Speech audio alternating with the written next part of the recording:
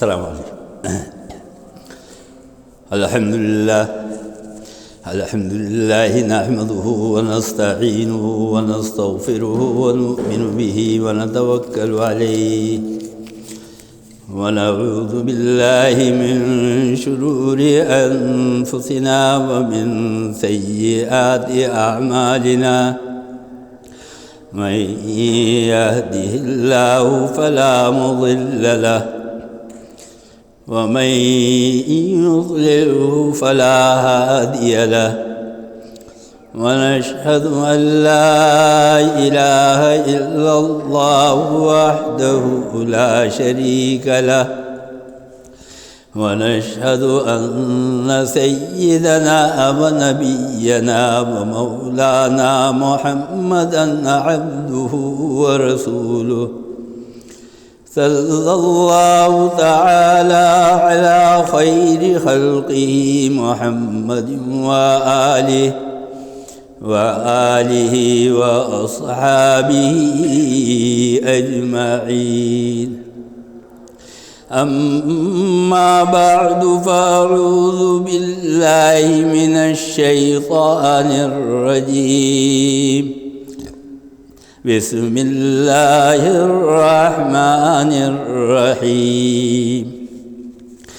واسألهم عن القرية التي كانت حاضرة البحر إذ يعدون في السبت إذ تأتيهم حيتانهم يوم سبتهم شرعا ويوم لا يسبتون لا تأتيهم كذلك نبلوهم بما كانوا يفسقون.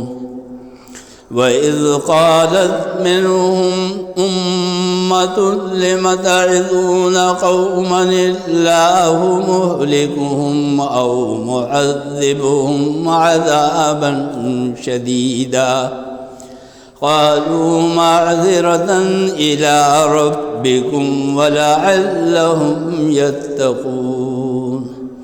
صدق الله مولانا العظيم وصدق رسوله النبي الكريم ونحن على ذلك من الشاهدين والشاكرين والحمد لله رب العالمين.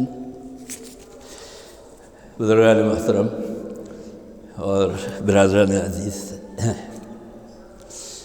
الحمدللہ رجب کا مہینہ شروع ہو گیا اور اللہ تعالیٰ کا لاکھ لاکھ شکر ہے کہ اللہ تعالیٰ نے ہمیں اس مہینے میں پہنچا دیا. حضور اکرم صلی اللہ علیہ وسلم کا طریقہ یہ تھا کہ جب رجب کا مہینہ آتا تھا تو آپ دعا فرماتے تھے، اللہم بارک لنا فی رجب و شعبان وبلغنا رمضان. اے اللہ تو رجب کے اور شعبان کے مہینے میں برکت عطا فرما. یعنی اس کو آپ یہ سمجھیے کہ جو آپ ربڑ بینڈ استعمال کرتے ہیں نا دودھ کی تھیلیوں میں، تو اس کا سائز تو وہی ہوتا ہے چھوٹا، لیکن اگر آپ اس کو کھینچ دیں تو وہ بڑا ہو جائے گا. بس یہ برکت ہے. اللہ تعالیٰ جو ہے آپ کی عمر کی جو ڈوری ہے اس کو کھینچ کے بڑا کر دیتے ہیں. آپ کی عمر زیادہ نہیں ہوئی، عمر تو وہی ہے جو تقدیر میں لکھی ہوئی. اللہ تعالیٰ نے اس عمر کی رسی کو، اس ربڑ بینڈ کو کھینچ دیا، لمبا کر دیا، اس کے اندر برکت ہو گئی، تو آپ اس کے اندر جو ہے وہ پہنچ گئے. تو آپ صلی اللہ علیہ وسلم یہ دعا فرماتے تھے کہ اللہم بارک لنا فی رجب. اچھا، اب فرض کریں آپ کو دعا نہیں آتی، آپ صرف کوئی آدمی یہ دعا پڑھ رہا ہے، آپ آمین کہہ دیں. ایک مرتبہ حضرت موسیٰ علیہ السلام جو ہے وہ دعا کر رہے ہیں. حضرت ہارون رضی اللہ تعالیٰ عنہ، حضرت ہارون علیہ السلام وہ موجود ہے حضرت موسیٰ علیہ السلام کے ساتھ. تو حضرت موسیٰ نے ہاتھ اٹھائے، اے اللہ ہارون کو میرا ساتھی بنا دے، اس کو نبوت عطا فرما دے. تو حضرت ہارون نے کہا آمین. تو اس پر قرآن کریم نے آیت نازل کی قالت اجیبت دعوتکما، ہم نے ان دونوں کی دعائیں قبول کر لی۔ حالانکہ دعا تو خالی ایک مانگ رہے حضرت موسیٰ علیہ السلام، لیکن آمین کہنا بھی ایسا ہی ہے جیسے وہ شخص بھی آمین کہنے والا وہی دعا مانگ رہا ہے، اس دعا کی قبولیت کے لیے کہہ رہا ہے۔ تو قالت اجیبت دعوتکما، ہم نے ان دونوں کی دعائیں جو ہے وہ قبول کر لی۔ تو اگر کسی کو دعا یاد نہ ہو اور کوئی یہ دعا پڑھ رہا ہے، آپ آمین کہہ دیں تو آپ کی طرف سے بھی دعا ہوگی۔ اللہم بارک لنا فی رجب، رجب میں برکت عطا فرما، و شعبان، اور شعبان میں برکت عطا فرما، اور وبلغنا رمضان، اور ہمیں رمضان تک پہنچا دے۔ یہ معمول تھا حضور اکرم صلی اللہ علیہ وسلم کا رجب کے اندر دعا مانگنے کا، تو اسی لیے یہ دعا بھی میں نے آپ کے سامنے عرض کر دی۔ رجب کے معنی آتے ہیں عظمت والا، اور ہر مہینے کے ساتھ ایک لقب لگا ہوا ہوتا ہے۔ محرم کے ساتھ محرم الحرام، سفر کے ساتھ سفر المظفر، اسی طرح رجب کے ساتھ رجب المرجب، شعبان کے ساتھ شعبان المعظم، رمضان کے ساتھ شہر الرمضان اور رمضان المبارک، یہ دونوں نام ہیں اس کے۔ تو رجب کے معنی ہے عظمت والا مہینہ۔ اب عظمت والا مہینہ کیسا ہوگا، اس کو آپ اپنے اوپر دیکھ لیں کہ آپ کی سوسائٹی میں، آپ کے ملک میں، آپ کی اس دنیا کے اندر جو آدمی سب سے زیادہ جاہ و جلال والا، طاقت والا، برکت والا، روحانی اعتبار سے جس کے بعد نعمتیں موجود ہوں وہ، دنیاوی اعتبار سے جس کے پاس نعمتیں موجود ہوں وہ، مادی اور روحانی نعمتیں، جس کے پاس سب سے زیادہ نعمتیں ہوں اور عزت اور شرف اس کو حاصل ہو، تو وہ کہلاتا ہے عظمت والا۔ عظیم سے یہ نکلا ہے۔ مرجب کے معنی کیا آتے ہیں؟ رجب کے معنی عظمت والا، اور مرجب کے معنی جس کو عظمت دی گئی، یعنی یہ مہینہ جس کو عظمت دی گئی۔ اچھا، اس کے بارے میں ابھی 2-4 باتیں عرض کروں گا۔ قرآن کریم کی میں نے سورہ اعراف کی ایک آیت آپ کے سامنے پڑھی ہے۔ وَاسْأَلْهُمْ عَنِ الْقَرْيَةِ الَّتِي كَانَتْ حَاضِرَةَ الْبَحْرِ إِذْ يَعْدُونَ فِي السَّبْتِ إِذْ تَأْتِيهِمْ حِيتَانُهُمْ يَوْمَ سَبْتِهِمْ شُرَّعًا وَيَوْمَ لَا يَسْبِتُونَ لَا تَأْتِيهِمْ۔ یہ سورہ اعراف کے معنی آتے ہیں، عرف کی جمع ہے، عرف کے معنی پہچاننا۔ تو ہم اور آپ کسی کو نام لکھتے ہیں تو اس کو کہتے ہیں کہ بھائی اس کا نام تو یہ ہے، یہ طاہر جمال صاحب ہے، لیکن عرف عام میں ان کو تھانوی صاحب بھی کہتے ہیں نسبت کی وجہ سے۔ اسی طرح کوئی بڑا آدمی ہے، کوئی بادشاہ ہے، کوئی خلیفہ ہے، اس کے ساتھ اس کا لقب لگتا ہے۔ حضرت ابوبکر صدیق رضی اللہ تعالیٰ عنہ نام ہے عبداللہ، اور اسلام لانے سے پہلے ان کا نام تھا عبد الکعبہ، کعبے کا بندہ۔ حضور اکرم صلی اللہ علیہ وسلم نے حضرت ابوبکر صدیق رضی اللہ تعالیٰ عنہ سے فرمایا کہ جب آپ اسلام لے آئے کہ تم اپنا نام تبدیل کر کے عبداللہ رکھ دو۔ کیا بات ہے، جس کا نام حضور پاک صلی اللہ علیہ وسلم نے رکھا، ان کا نام تبدیل کر دیا۔ اسی طرح ہمارے یہاں بھی بہت سارے نام ہیں جو بغیر سوچے سمجھے رکھ لیے جاتے ہیں۔ صحیح نام رکھنے چاہیے۔ قرآن، حدیث اور اولیاء اللہ کے واقعات میں جو نام ہے وہ رکھنے چاہیے۔ نام تبدیل ہو گیا، لیکن لقب تھا ان کا حضرت ابوبکر صدیق۔ ابو بکر اور صدیق، یہ ابو بکر کنیت تھی اور صدیق جو ہے وہ لقب تھا۔ ساری زندگی اسی سے مشہور ہوئی، اور آج ساری دنیا کے لوگ جو ہے وہ ابو بکر کے نام سے جانتے ہیں، ابو بکر صدیق رضی اللہ تعالیٰ عنہ۔ تو بعض اوقات جو ہے لقب سے آپ جو ہے وہ مشہور ہو جاتے ہیں. تو خیر میں یہ عرض کر رہا تھا عرف کے معنی ہے پہچاننا. حدیث میں آتا ہے، حدیث قدسی ہے، یعنی جو اللہ تعالیٰ کلام کر رہے ہیں، کنتو کنزا مخفیا فاحببت ان اعرف، میں ایک چھپا ہوا خزانہ تھا، میں بہت بڑی ہستی، بہت بڑی ذات ہوں، لیکن لوگوں کو پتہ نہیں، کوئی دنیا میں مخلوق ہی نہیں، بس صرف اللہ ہے، نہ فرشتے ہیں، نہ جنات ہیں، نہ زمین آسمان ہے، صرف اللہ ہے. تو اللہ تعالیٰ فرماتے ہیں کہ فاحببت ان اعرف، پھر میں نے یہ چاہا کہ لوگ مجھے پہچانیں، مجھ سے محبت کریں، میری صفات کو جانیں. فخلقت الخلق، تو پھر میں نے یہ مخلوقات کو پیدا کیا، ہزاروں مخلوقات کا. تو یہ معنی ہے. سورہ اعراف، اس کا نام اعراف کس لیے پڑھا؟ جنت سے جب دنیا میں آئے ہیں حضرت آدم علیہ السلام اور حضرت حوا علیہ السلام، تو حضرت آدم علیہ السلام کو روایت کے مطابق سری لنکا کے ایک مقام وہاں پہ اتارا گیا، اور حضرت حوا کو یہ سعودی عرب جدہ کا جو علاقہ ہے اس طرف یہاں پہ اتارا گیا. اب دنیا میں کوئی بھی نہیں، دونوں ایک دوسرے کو ڈھونڈ رہے ہیں، روتے روتے برا حال ہے. تو ایک طویل عرصے کے بعد حضرت آدم علیہ السلام اور حضرت حوا علیہ السلام، ان دونوں نے میدان عرفات میں پہنچ کر ایک دوسرے کو پہچان لیا، اور کوئی تھا ہی نہیں تیسرا، پہچان لیا، وہاں ملاقات ہوئی.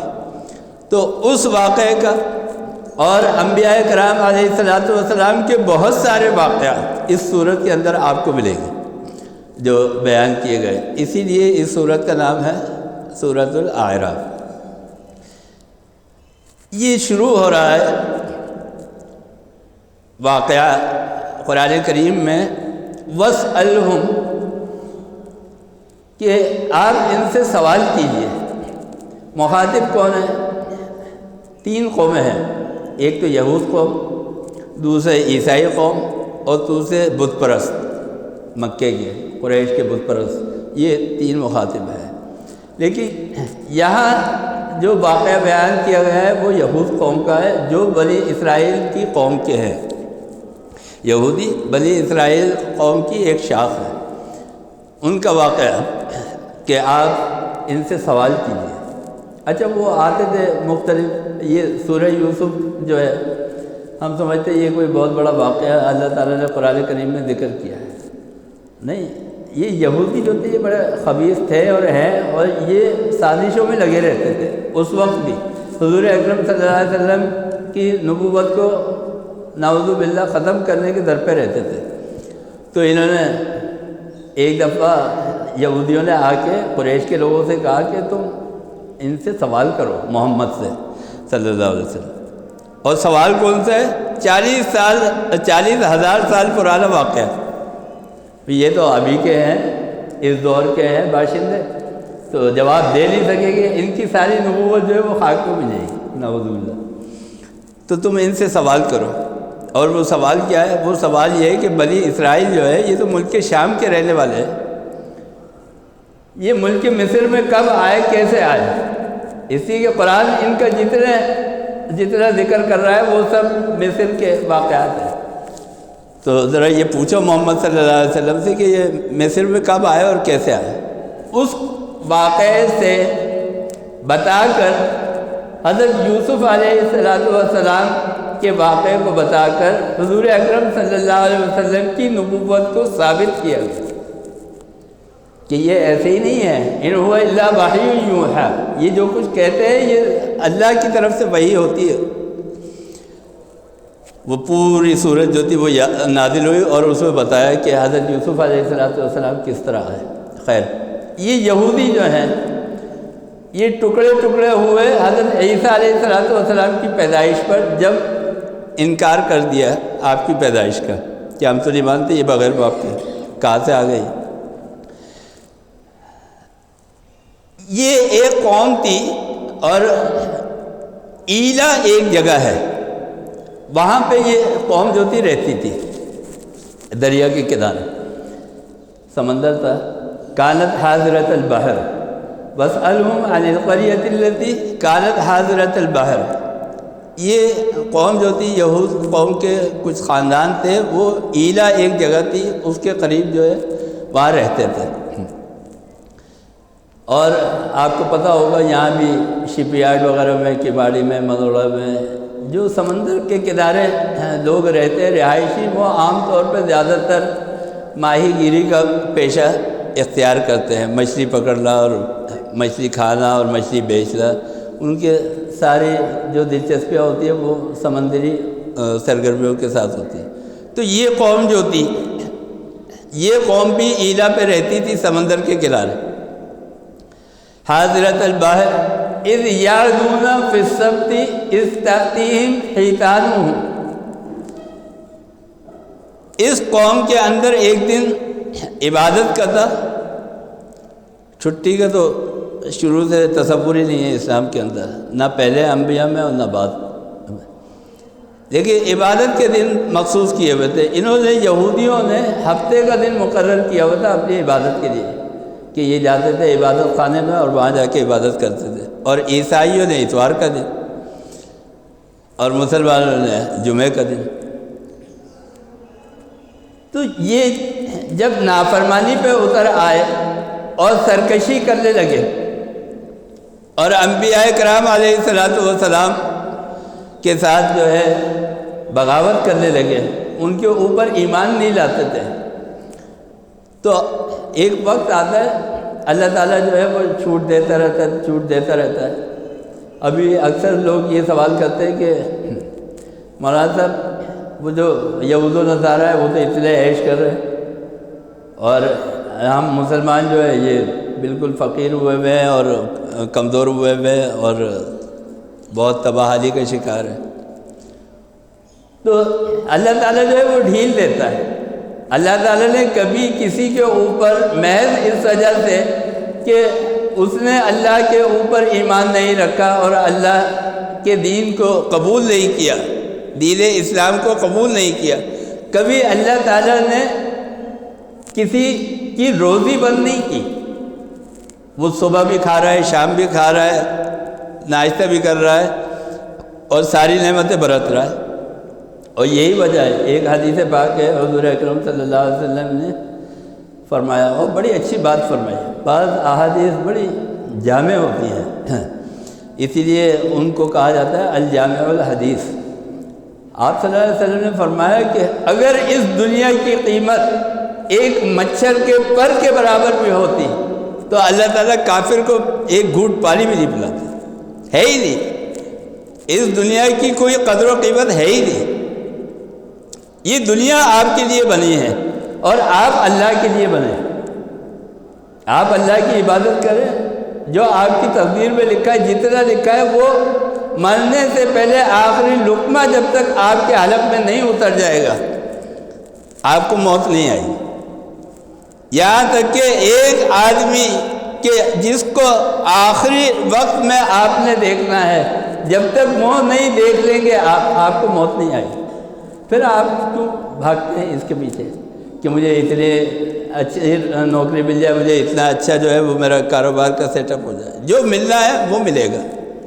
میں یہ نہیں کہہ رہا کہ آپ ہاتھ پاؤں توڑ کے بیٹھ جائیں اور کوئی کوشش نہیں کریں، لیکن حوث نہ ہو، آپ کے اندر لالچ نہ ہو، آپ کے اندر دنیا کی محبت نہ ہو، بس۔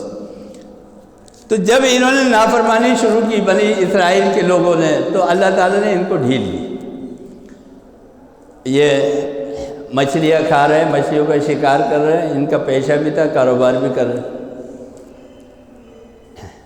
ہفتے کے دن ان کے ہاں یہ تھا کہ آپ عبادت کریں گے اور مچھلی کا شکار ممنوع ہے، یعنی آپ سمندر کے اندر نہیں جائیں گے، کوئی وہاں سرگرمی نہیں کریں گے۔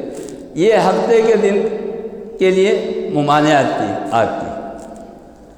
اچھا، کچھ عرصے تو انہوں نے نبی اور پیغمبر کی بات مانی اور یہ عمل کرنے لگے، ہفتے کو لی جاتے تھے۔ اس کے بعد یہ ہوتا ہے، انسان کی فطرت ہے، کچھ لوگ کے دماغ میں خیال آیا، دکاندار بھی ایسا کرتے ہیں گوشت مارکیٹ میں، منگل اور بدھ کی چھٹی ہے، لیکن بعض دکاندار جو ہے وہ منگل کو کھول لیتے، بدھ کو دکان کھول لیتے، یار ساری دکانیں بند ہیں، اچھا ہے ہماری بکری ہوگی، ہمارا جو ہے وہ بڑھے گا، پیسہ بڑھے گا۔ تو ان کے اندر بھی کچھ لوگ ایسے تھے، ان کے دماغ میں یہ خیال آیا کہ ہم اس کا شکار کریں، مچھلی کا شکار ہفتے کو بھی کریں۔ اب جو تھے نبی اور پیغمبر، انہوں نے منع کیا کہ دیکھو یہ اللہ تعالیٰ کی طرف سے حکم ہے، شریعت کا حکم ہے، تم مچھلی کا شکار نہیں کرو، ایسا نہ ہو کہ اللہ کا عذاب جو ہے وہ تمہارے اوپر نازل ہو جائے۔ انہوں نے کہا کہ نہیں، کیا ہے، اگر ہم نے کر لیا شکار کر لیا تو کیا ہو گیا، کوئی اتنی بڑی قیامت تھوڑی آ گئی۔ آج ہم کہتے ہیں نا یار اگر ہم نے کوئی بات کہہ دی، کوئی جھوٹ بول دیا تو کون سی ایسی قیامت آ گئی؟ نہیں، یہ ہر چیز کا جو ہے ایک وزن ہے۔ وَمَن يَعْمَلْ مِثْقَالَ ذَرَّةٍ خَيْرًا يَرَهُ وَمَن يَعْمَلْ مِثْقَالَ ذَرَّةٍ شَرًّا يَرَهُ، اس کو تولا جائے گا، وزن ہے ہر چیز کا۔ انہوں نے مچھلیاں شکار کرنی شروع کر دی، بنی اسرائیل کے یہودیوں نے۔ اب جب مچھلیوں کا شکار کرنے لگے تو پہلے یہ ہوتا تھا کہ مچھلیاں 1000 2000 10,000 مچھلیاں روز آ رہی ہیں، ہفتے کے دن بھی آ رہی ہیں۔ اب ایسا ہوا کہ اللہ تعالیٰ نے جب ان کی رسی کھینچی اور پکڑ کیا تو اور دنوں میں اتوار، پیر، منگل، بدھ، جمعرات، جمعہ اور دنوں میں تو مچھلیاں کم آنے لگی ساحل کے قریب، سمندر کے پانی میں، اور ہفتے کے دن جس دن منع کیا گیا تھا ان کی آزمائش کے لیے مچھلیاں زیادہ تعداد میں آنے لگی۔ اب تو یہ بڑے خوش ہو ہمارا تو بزنس جو ہے وہ چمک گیا۔ اب ایک گروپ تھا، وہ ان کو منع کرتا رہا کہ دیکھو تم یہ کام نہیں کرو، اللہ تعالیٰ کے عذاب کو، اللہ تعالیٰ کے غضب کو دعوت نہیں دو، ایسا نہیں ہو کہ اللہ تعالیٰ کا عذاب آ جائے اور ہم سب جو ہے وہ تباہ کر دیے جائے۔ لیکن یہ بات نہیں ہے، بس ایک وقت تک اللہ تعالیٰ جو ہے وہ آزماتے رہے۔ تو کچھ لوگ تھے، ایک بات یہ یاد رکھیے کہ جب کوئی قوم، کوئی آدمی مسلسل نصیحت کے باوجود اپنی روش کے اوپر قائم رہے اور آپ کی بات سے، آپ کی نصیحت سے اعراض کرے، انکار کرے، سیدھے راستے کے اوپر نہیں آئے، تو پھر آپ کی ذمہ داری ختم ہو جاتی ہے۔ آپ نے کری، نصیحت کی، آپ نے اس کو کہا گناہ سے روکنے کے لیے، نہیں عن المنکر، لیکن وہ نہیں باز آیا یا کسی قوم نے اس برائی کو نہیں چھوڑا، اب آپ کی ذمہ داری ختم ہو گئی۔ تو وہاں کے جو لوگ تھے انہوں نے ان تبلیغ کرنے والوں سے، جو سرکش اور نافرمان لوگوں کو تبلیغ کر رہے تھے، ان سے کہا کہ تم کیوں ان کو تبلیغ کرتے ہو؟ جب یہ نہیں مان رہے چھوڑو ان کو، ان کے حال پہ چھوڑ دو، اللہ تعالیٰ جو ہے وہ خود نبٹ لے گا ان سے۔ تو انہوں نے بڑا اچھا جواب دیا، قرآن کریم نے نقل کیا، فرمایا کہ قالوا معذرۃ الی ربکم ولعلہم یتقون، ہم ان کو اس لیے نصیحت کرتے ہیں، اس لیے تبلیغ کرتے ہیں کہ شاید یہ بات آ جائے، اللہ تعالیٰ کے سامنے توبہ کر لے، معذرت کر لے۔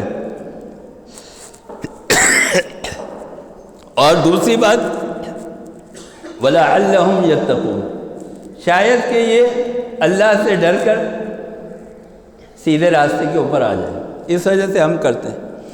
اور اگر یہ سیدھے راستے پر نہ بھی آئے تو کم سے کم ہم کل قیامت کے دن اللہ کی بارگاہ میں یہ تو کہہ سکیں گے کہ اے اللہ ہم نے اپنی ذمہ داری پوری کر دی تھی، ہم نے ان کو نصیحت کی، ہم نے ان کو تبلیغ کی، ہماری ذمہ داری پوری ہو گئی۔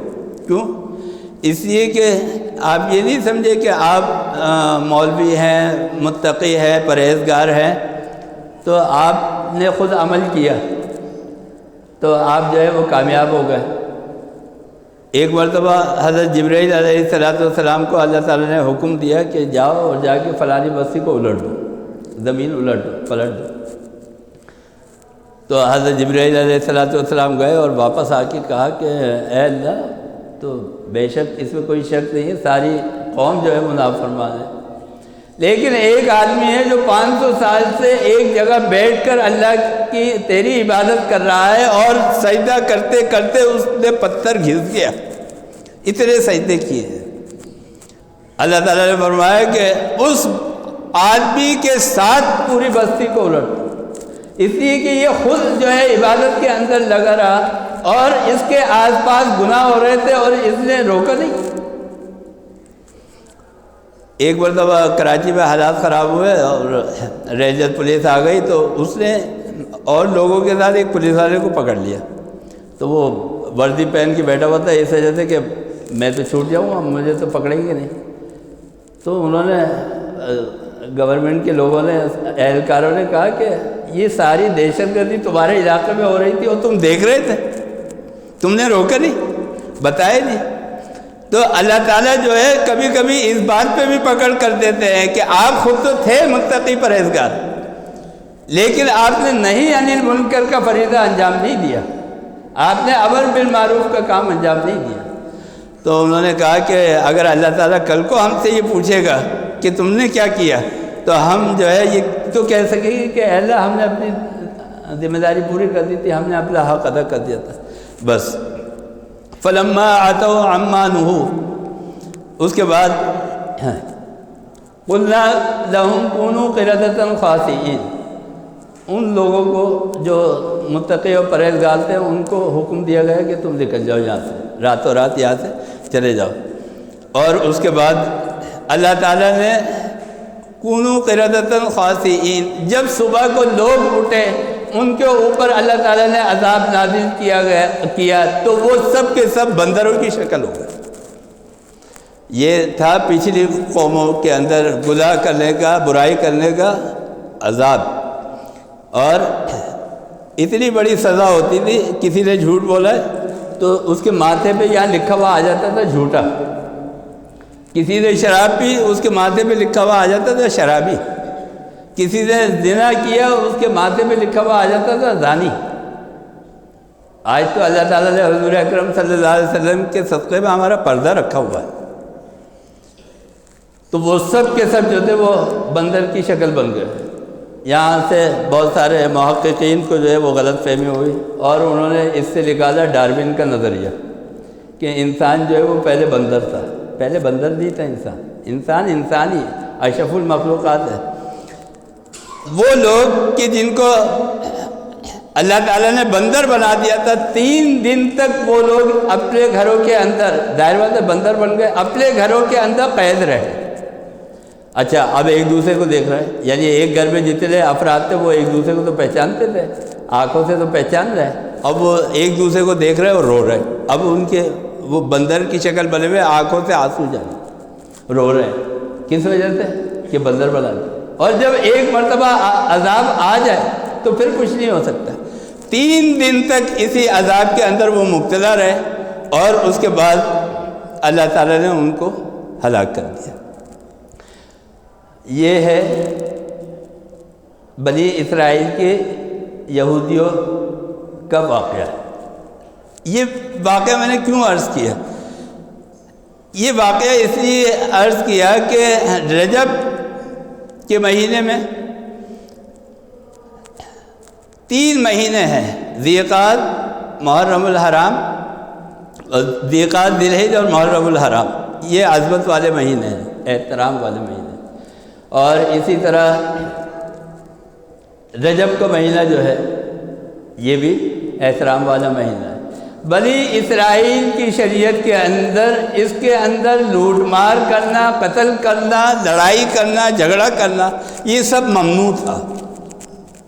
اچھا اس زمانے میں معیشت اتنی اسٹرانگ تو تھی نہیں کہ کمپیوٹر چل رہے ہیں اور دوسرے ٹیکنالوجی ہے، وہاں زیادہ تر یا تو زراعت ہوتی تھی یا کچھ لوگ بزنس کرتے تھے۔ زیادہ تر لوگ جو تھے وہاں کے عرب کے لوگ وہ یہ لوٹا ماری، کوئی قافلہ آیا اس کو لوٹ لیا، کوئی کہیں جا رہا ہے خاندان اس کے پاس جو ہے وہ اس زمانے میں تو سونا ایسے ہی لے کے پھرتے تھے، وہ لوٹ لیا اس کو۔ تو جب حضرت ابراہیم علیہ السلام کا دور آیا اور شریعت آئی بنی اسرائیل کی، تو اس کے اندر ان 4 مہینوں میں لڑائی جھگڑا لوٹ مار قتل و غارت گری یہ حرام کر دیا گیا۔ اچھا اب انہوں نے کہا کہ بھائی اب ہم کیا کریں، رجب کا مہینہ آ گیا، کھائیں گے پیئیں گے کیسے، اب پورا مہینہ کیسے گزرے گا؟ تو انہوں نے ہیلا کیا۔ ہیلا کیا کیا؟ اب جیسے جمادی ثانی کا مہینہ آ گیا، حکومت کی طرف سے کیلنڈر نکل گیا کہ بھائی یہ جمادی ثانی ہے، اس کے بعد رجب ہے۔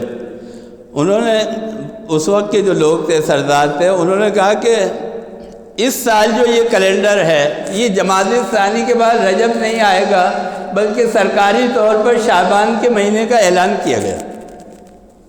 اچھا کبھی ایسا کرتے تھے کہ جمادی ثانی کے مہینے کو اڑا دیا، انہوں نے کہا بھائی ابھی جمادی ثانی نہیں آیا، ابھی پہلے رجب آ گیا، اس کے بعد رجب میں ہم لوٹ مار کر لیں، اس کے بعد پھر جو ہے یہ جمادی ثانی آئے۔ اس طرح آگے پیچھے کرتے تھے۔ اللہ تعالیٰ نے جو مہینے رکھے تھے ان مہینوں کو آگے پیچھے کرتے تھے، بس یہی بات میں عرض کرنا چاہتا تھا۔ فرمایا کہ ان عدت الشہور عند اللہ 12 شہرا فی کتاب اللہ یوم خلق السماوات والارض منها 4 حرم۔ اللہ نے جن مہینوں کو جیسے رکھ دیا ہے ان مہینے کو کوئی تبدیل نہیں کر سکتا، اور اگر تبدیل کرے گا، یہ ہے اصل بات، اگر کوئی تبدیل کرے گا تو ہم اس کی شکلوں کو تبدیل کر دیں گے۔